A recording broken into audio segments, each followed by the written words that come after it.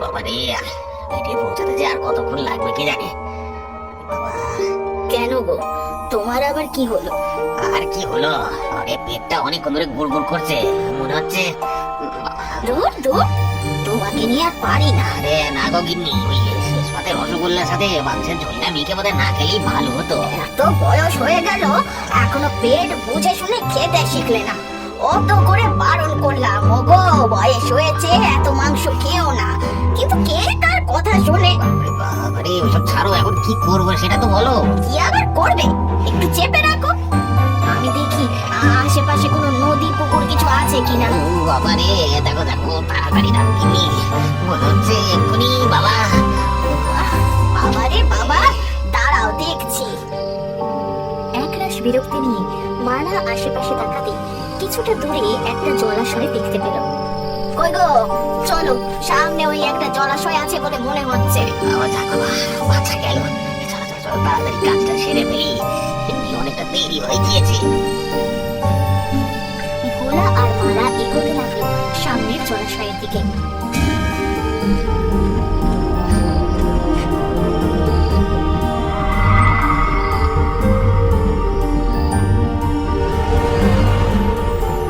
এই রাত বিরেতে গভীর জঙ্গলে জলের ধারে একটা মেয়ে একলা বসে আছে। এই ব্যাপারটা খুব একটা সুবিধের ঠেকছে না। চলো, আমরা বরং ফিরে যাই। এই চুপ করো তুমি, বড্ড বেশি ভয় পাও। আমাকে দেখতে দাও তো দেখি। বাবা রে, এটা কি হচ্ছে কে জানে। এই, এক্ষুনি তুমি না বললে তোমার পেটে ব্যথা করছে? তুমি চুপ করো তো, আমার পেট, বাবা রে, আমার ব্যথা আমি ঠিক বুঝে। এটা কোথায় গেল? এক্ষুনি তো আমাদের সামনেই ছিল।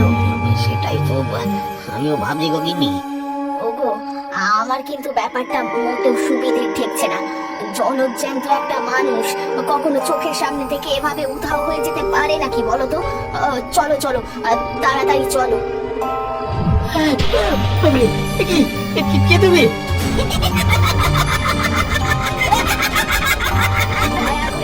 আমাদের ছেড়ে দাও, আমরা তোমার পায়ে পড়ছি।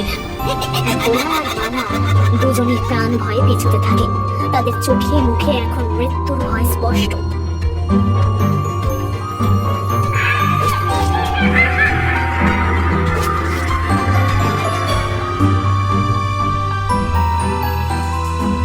ভোরের আলো ফুটতেই জঙ্গলের সেই জলাশয়ের ধারে গ্রামবাসীদের ভিড় জমেছে। মাটিতে পড়ে আছে ভোলা আর মালার মৃতদেহ। পাশে বসে অঝরে কাঁদছে শ্যাম। সত্যি আমাদের শ্যামের কপালটা খারাপই বলতে হবে, আপন বলতে আর কেউ রইল না। কথাটা তো ঠিকই বলেছিস। এবার ছেলেটাকে কে দেখবে কে জানে। এতদিন ভোলাদা ছিল, ছেলেটার কোনো চিন্তা ছিল না, কিন্তু এখন তো সেটাও। ও বাবা, ও মা, আমাকে আমাকে এভাবে একা ফেলে তোমরা কোথায় চলে গেলে? আমাদের কেউ রইল না গো। সাধারণ মানুষের কাজ হতেই পারে না। কোনো মানুষের মধ্যে এত ক্ষমতা নেই যে কারো দেহ থেকে তার মাথাটা এরকম টিঙে আলাদা করে দেবে। আরে মানুষ কেন হতে যাবে? এর কাছে জঙ্গলের কোনো জানোয়ারের কাজ। জানোয়ারের কাজ হলে তো মাংস খুবলে খেত। ওই তো মনে হচ্ছে আক্রোশ মেটানো হচ্ছে।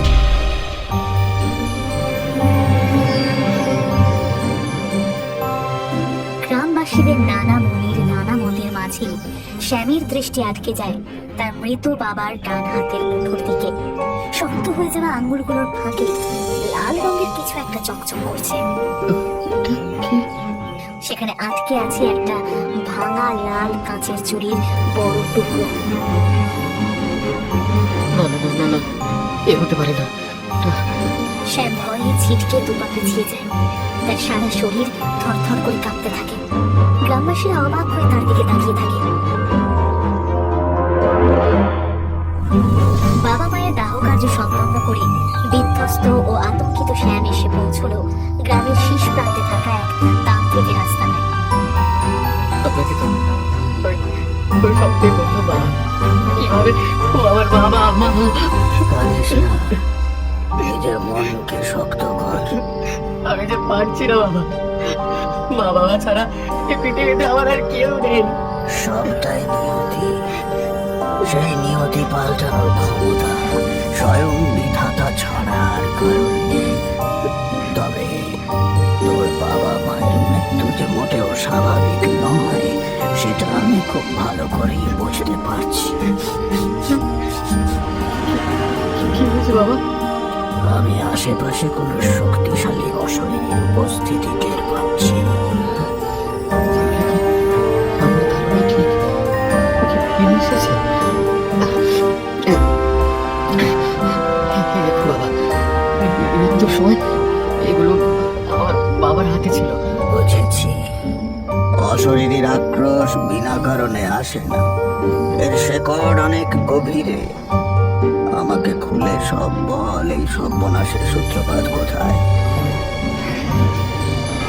এই সূত্রপাত আজ থেকে বছর দুয়েক আগে বাবা।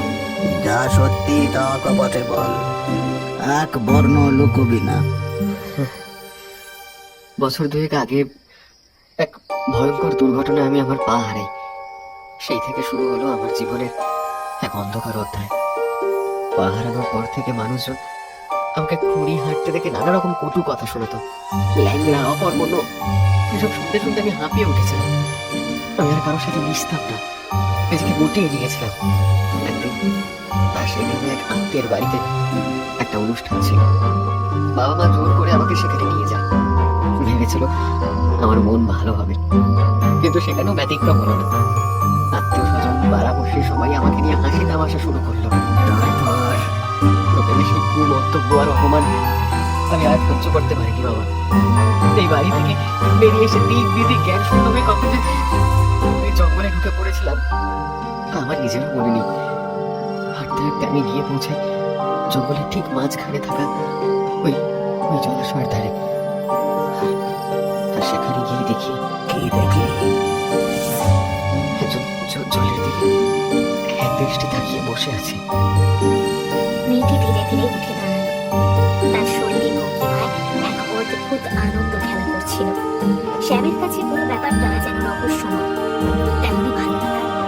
কিছুক্ষণ পর মেয়েটি যখন ঘুরে তাকালো, তার রূপে মুগ্ধ হয়ে তার দিকে অপলক দৃষ্টিতে চেয়ে নিল সে। কি হতো এই রাত রাতে একা গভীর জঙ্গলে এই জলাশয়ের ধারে কি করছো? আমার নাম চন্দ্রিমা। আমি তো প্রতি রাতেই এখানে আসি। এই জায়গাটা খুব নিরিবিলি, কেউ থাকে না, তাই এই সময়টা আমি নিজের মতন করে কাটাই। কেউ বিরক্ত করে না। আচ্ছা, তোমাকে তো আগে এখানে কখনো দেখিনি। নাম কি? আমার নাম শ্যাম। আমি এই শিবপুর গায়ে থাকি। এরপর শ্যাম আর নিজেকে আটকে রাখতে পারল না। নিজের একাকিত্ব, সমাজ আর আত্মীয় স্বজনদের দেওয়া সেই তীব্র অপমান আর কষ্টের কথাগুলো একে একে চন্দ্রিমাকে বলতে লাগলো। সব শুনে চন্দ্রিমা ম্লান হাসলো। মানুষ বড়ই নিঠুর। সবাই অন্যের দুর্বলতা নিয়ে ঠাট্টা করতে আর কষ্ট দিয়ে আনন্দ পেতে ভালোবাসে। আমি তোমার মতন ওই একই পথের পথিক, তাই তোমার মনের যন্ত্রণাটা আমি ঠিকই বুঝতে পারছি। একটা একটা কথা জিজ্ঞেস করবো, যদি তুমি কিছু মনে না করো? বলো না, কি জানতে চাও? তোমার সাজ পোশাক একদম মানুষের, কিন্তু তোমার কণ্ঠস্বরটা কেন জানি একটু অনুসারী মনে হচ্ছে। ছোট থেকেই আমার কণ্ঠস্বরটা এমন। এই নিয়ে অনেকের কাছে অনেক কথা শুনেছি, এখনো শুনি। আগে খুব খারাপ লাগতো, বুক ফেটে কান্না আসতো, কিন্তু এখন আর গায়ে মাখিয়ে মতো ওটা অভ্যেস হয়ে গেছে। জানো চন্দ্রিমা, আমার না কোনোদিন কোনো বন্ধু হয়নি। তুমি আমার বন্ধু হবে? কি বন্ধু? ছোটবেলা থেকে কেউ আমার সঙ্গে বেশি কেউ কথা বলতেও চাইতো না, একাই বড় হয়েছে। আজ প্রথমবার কেউ নিজের থেকে বন্ধু হতে চাইছে। আমি কি তাকে ফেরাতে পারি? তাহলে আজ থেকে আমরা বন্ধু, কি তাই তো?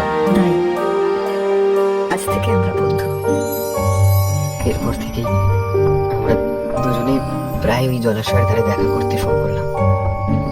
এভাবেই কেটে গেল প্রায় একটা মাস। আমাদের দুজনের অজান্তে আমরা ভালোবেসে ফেললাম একে অপরকে। তারপরে কি হলো? তারপর একদিন ভাবলাম মনের কথা ওকে জানিয়ে দিই, কিন্তু মনে ভয় ছিল যদি ও কিছু মনে করে। তবু সব সাহস সঞ্চয় করে একদিন ওকে বললাম, কি ব্যাপার আজ যে বড় চুপ? আসলে অনেকদিন ধরে একটা কথা তোমাকে বলবো বলবো ভাবছি। কি বলবে? এত না ভেবে তাড়াতাড়ি বলো। না মানে ভাবছি যদি তুমি কিছু মনে করো, তাই মানে বলার সাহস পাচ্ছিলাম না। আমি কিচ্ছু মনে করবো না, তুমি নিশ্চিন্তে বলতে পারো। চন্দ্রিমা, আমি কখন কিভাবে তোমাকে ভালোবেসে ফেলেছি আমি জানি না। আমি আমি আমার বাকি জীবনটা তোমার সাথেই কাটাতে চাই। আমাকে আমাকে বিয়ে করবে চন্দ্রিমা? তুমি তুমি সত্যি আমাকে ভালোবাসো? তুমি সত্যি আমাকে বিয়ে করতে চাও? হ্যাঁ হ্যাঁ চন্দ্রিমা, কেন আমি কি তোমাকে ভালোবাসতে পারি না? তোমার সাথে ঘর বাঁধার অধিকার কি আমার নেই? অধিকার নিশ্চয়ই আছে, তবে তুমি কি জানো আমি আর 5টা সাধারণ মেয়ের মতো নই। ছোট থেকে আমাকে অনেক অনেক গঞ্জনা সইতে হয়েছে। আমি জানি তুমি সাধারণ নও চন্দ্রিমা, তাই তো তুমি বিশেষ। তোমার কণ্ঠস্বর পুরুষের মতো হতে পারে, কিন্তু তাতে তো তোমার কোনো দোষ নেই। ওটা তো ঈশ্বর প্রদত্ত। আর আমি তোমার এই মনটাকে ভালোবাসি। এত ভালোবাসো আমাকে? হ্যাঁ চন্দ্রিমা, নিজের থেকেও বেশি। আমি তোমাকে খুব ভালোবাসি সেরকম। আমি তোমাকে বিয়ে করতে চাই। কিন্তু চন্দ্রিমা, আমি যে ঠিক মতো হাঁটতে চলতে পারি না। এক পা হারিয়ে আমি তো পঙ্গু। তাতে কি হয়েছে? আজ থেকে তোমার সমস্ত দায়িত্ব আমার। তুমি লাঠি হয়ে আমি তোমার পাশে থাকবো। আবেগে ভেসে গিয়ে দুজন দুজনকে জড়িয়ে ধরল। নির্জন জলাশয়ের ধার সাক্ষী হয়ে রইল শ্যাম আর চন্দ্রিমার ভালোবাসা। পরের দিন শাস্ত্র মতে ঈশ্বরকে সাক্ষী রেখে বসে দিতে সিঁদুর পরে তারপর ওকে নিয়ে ফিরে আসি আমার নিজের ভিটেতে। তোর বাবা মা কি সেই সম্পর্ক মেনে নিয়েছিলেন? হ্যাঁ, আমার বাবা আর মা দুজনেই এই সম্পর্ক মেনে নিয়েছিল। কারণ তারা তো একরকম ভেবেই নিয়েছিল যে আমার মতন পঙ্গু ছেলেকে কি আর বিয়ে করবে। তাই আমি যখন চন্দ্রিমাকে বিয়ে করে ভিটে আনলাম, তারা কোনো আপত্তি করেনি, বরং বেশ খুশি হয়েছিল। তারপর কি হলো? কিন্তু বিয়ের দুদিন যেতে না যেতে সেই সত্য খোলস ছেড়ে আমার কাছে বেরিয়ে এলো। সত্য? কোন সত্য? চন্দ্রিমা আসলে কোনো মেয়ে ছিল না, মেয়ের বেশে সে ছিল আসলে একজন বৃহন্নলা। ধীরে ধীরে আমি বুঝতে পারি যে ওর কণ্ঠস্বর কেন এমন পুরুষালী ছিল। আর এই সত্য জানার পরেই আমার পুরো পরিবারের মাথায় যেন আকাশ ভেঙে পড়ে। তুই কাকে বিয়ে করে আনলি রে স্যার? কি করে বুঝবো বলো তো বাবা? এমন সুন্দর রূপ সাজসজ্জা থেকে কে ধরবে যে এই হতচ্ছাড়া মেয়ে? গায়ের লোকের কাছে মুখ দেখাতে পারবো না। ছি ছি ছি ছি, চন্দ্রিমা তুমি আমাকে এভাবে ঠকালে? বিশ্বাস করো শ্যাম, আমি একবারের জন্য বুঝতে পারিনি যে তুমি আমার এই কঠিন সত্যটা জানো না। আমি এটাই ভেবেছিলাম যে তুমি আমার এই সত্যটা জেনেই আমাকে বিয়ে করতে রাজি হয়েছো। আসলে কি বলতো, আমার কপালটাই খারাপ। আমি যদি আগে বুঝতে পারতাম তুই একজন।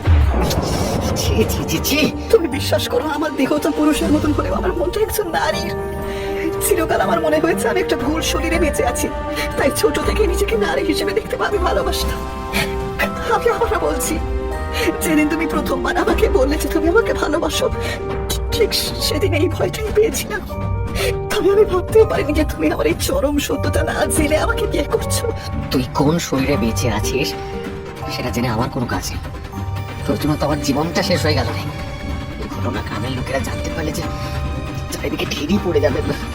তোকে ভালো কথা বলছি, এক্ষুনি এক্ষুনি আমার ঘর থেকে বেরিয়ে যা। যা। অনেক বিশ্বাস, অনেক ভরসা নিয়ে আমি তোমার কাছে এসেছি। তুমি আমাকে এভাবে তাড়িয়ে দিও না। তাড়িয়ে দেবো না তো কি করবো তোকে? দয়া করে আমাকে থাকতে দাও। আমার ভাই ছাড়া যাওয়ার আর কোনো জায়গা নেই। আচ্ছা আচ্ছা আচ্ছা, আর যখন আমার সাথে পালিয়ে বিয়ে করেছিলিস তখন ভাইয়ের কথা মনে ছিল না? আমি পালিয়ে বিয়ে করিনি। কনেগাটি পরে কোণের সাজে আমি তোমার সাথে যেগুলো পরে এসেছিলাম সেগুলো আমার ভাই আমাকে দিয়েছে। এখনো সময় আছে স্যার, তাড়াতাড়ি বিয়ে কর, নাহলে ঘটনা পুরন মশাইয়ের কানে গেলে উনি কিন্তু আমাদের এক ঘরে করে ছাড়বেন। আমাদের হাজার লাঞ্ছনা গঞ্জনা সহ্য করেও চন্দ্রিমা থেকে গেল আমাদের পেটেতে। দিন যত এগোতে লাগলো ওর প্রতি অত্যাচারের মাত্রা ততই বাড়তে শুরু করলো, কিন্তু ও কোনোদিনও কোনো প্রতিবাদ করেনি। আর আমি ওর প্রতি অন্যায় কোনো প্রতিবাদ করিনি। তুই তো ওকে ভালোবাসতিস, তারপরেও কেন এমন করলি? শুধুমাত্র ও একজন বৃহন্নলা বলে? আমি আমি নিজের মনকে বোঝাতে পারিনি। ও আমার কাছে কিচ্ছু চাইনি, শুধু চেয়েছিল সারাটা জীবন আমার সাথে একসাথে থাকতে।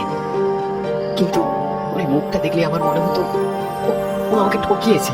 ও তোকে ঠকায়নি, দোষ তোর ছিল। তুই সত্য জানার কোনো চেষ্টা করিসনি। হয়তো তাই বাবা, এর জন্য আমিও খানিকটা দোষী, কিন্তু সবচেয়ে বড় ভুল করে ফেললাম সেদিন বাবার বলা কথাগুলো শুনে। কোন ভুলের কথা বলছিস তুই? দেখ, এভাবে কিন্তু আর পারা যাচ্ছে না। একদিন না একদিন ঠিক এই সত্যিটা জেনে ফেলবে সবাই, আর তখন কিন্তু লোকানোর আর জায়গা থাকবে না আমাদের। তার চেয়ে কি বলতে চাইছো সেটা স্পষ্ট করে বলো। ওকে আমাদের রাস্তা থেকে সরিয়ে দিলে তো হয়। না, এই কাজ তুমি করো না। হয়তো নিজের সত্যিটা আমাদের বলতে পারিনি, কিন্তু ও তো আমাদের কোনো ক্ষতি করেনি।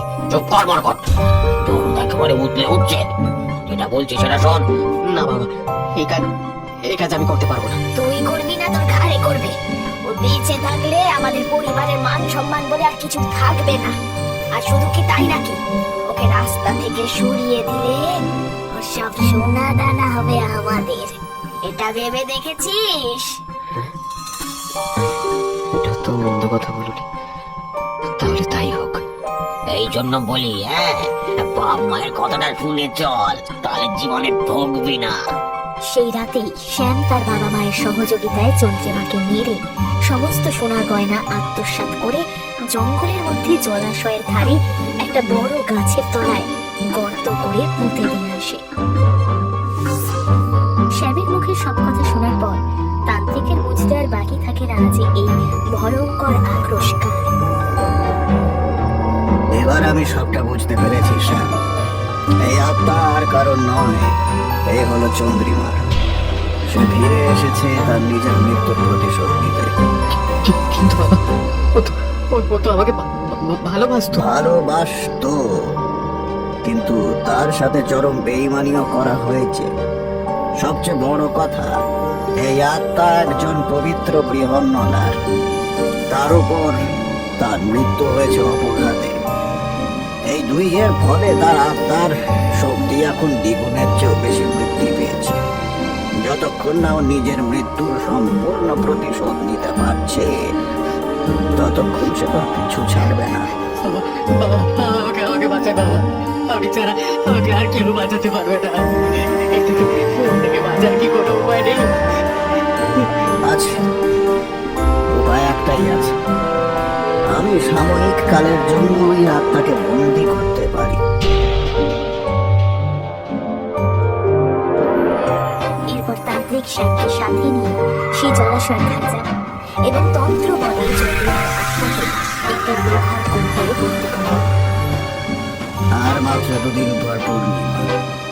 সেই দিন মাঝরাতে ওর মৃতদেহ যেখানে সমাধি দিয়েছিলি সেখান থেকে ওর অবশিষ্টাংশ তুলে এনে পুড়িয়ে ফেলতে হবে। তবেই ওর আত্মা মুক্তি পাবে আর তুইও বাঁচবি, নাহলে তোর রক্ষা নেই। তান্ত্রিকের কথায় সম্মতি জানিয়ে বুকে ভয় আর হাতে তাবিজ নিয়ে শ্যাম নিজের ভিটে ফিরে আসে। গভীর ঘুমে আচ্ছন্ন সূর্য আচমকা একটা দুঃস্বপ্ন দেখতে পায়। স্বপ্নে তার চোখের সামনে ভেসে ওঠে জঙ্গলের সেই অন্ধকার জলাশয়ের ধার আর সেই বিশাল বড় গাছটা।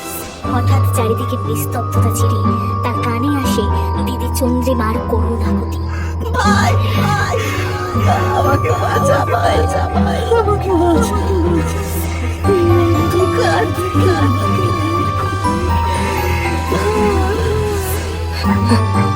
দিদি, হঠাৎ সে শুনতে পায় তার বাড়ির দরজার সামনে একটা কুকুর একটানা ঘেউ ঘেউ করে ডাকছে। এত রাতে কুকুরের এই অস্বাভাবিক ডাকে সূর্য বাইরে বেরিয়ে আসে। কুকুরটা এভাবে ডাকছে কেন? সূর্যকে দেখে কুকুরটা যেন তাকে ইশারায় কিছু বোঝাতে চায়। সে সূর্যের দিকে তাকিয়ে এক ছুটে সামনের দিকে এগোতে থাকে। সূর্য বুঝতে পারে কুকুরটা তাকে কোথাও নিয়ে যেতে চাইছে। এক অজানা সূর্য কুকুরটার পিছু পিছু চলতে শুরু করে। কুকুরটা সূর্যকে নিয়ে সোজা সেই জঙ্গলের ভেতরে জলাশয়ের ধারে একটা বড় গাছের তলায় এসে দাঁড়ায়। সূর্য অবাক হয়ে দেখে সেই জায়গাটার মাটি একটু উঁচু হয়ে আছে। কুকুরটা সেখানে গিয়ে তার সামনে পা দুটো দিয়ে পাগলের মতো মাটি আছাড়তে শুরু করে। এটাই সেই জায়গা যেটা আমি প্রায় স্বপ্নে দেখতাম। কৌতূহল আর এক অদ্ভুত এক আশঙ্কায় সূর্য পাশেই পড়ে থাকা একটা লাঠি দিয়ে মাটি সরাতে শুরু করে। কিছুটা মাটি সরাতেই তার চোখ কপালে ওঠে। সে দেখতে পায় মাটির নিচে চাপা পড়ে থাকা একটা মানুষের কঙ্কাল, আর ঠিক তার পাশে একটা লোহার কৌটো। কৌটোর মুখটা লাল সুতো দিয়ে শক্ত করে বাঁধা, আর সেটা অদ্ভুত ভাবে থরথর করে কাঁপছে। এটা এটা এভাবে কাঁপছে কেন? সূর্য কিছু না বুঝেই কৌটোর মুখে বাঁধা সেই লাল সুতোটা খুলে ফেলে। চন্দ্রিমার বন্দি আত্মা মুক্ত হয়ে যায় এবং সোজা গিয়ে প্রবেশ করে সেই কুকুরটার ভেতর। তীব্র হাওয়ার তোড়ে এবং এই ভয়ঙ্কর অতিপ্রাকৃত ঘটনার আকস্মিকতায় জ্ঞান হারিয়ে মাটিতে লুটিয়ে পড়ে সূর্য।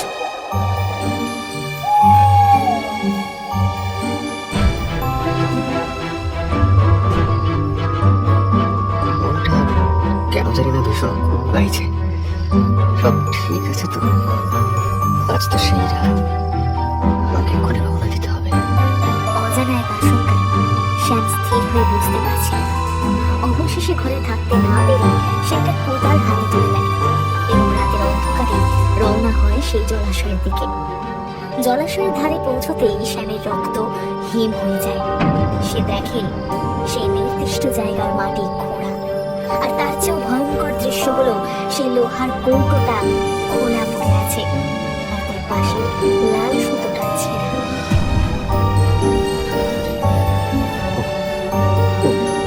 বেরিয়ে এসেছে। ঠিক সেই মুহূর্তে শ্যাম শুনতে পায় একটা কুকুরের বিকট গর্জন।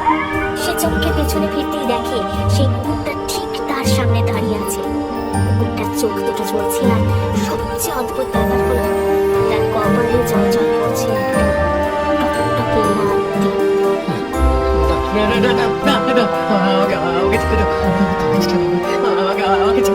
আমাকে ছেড়ে দাও।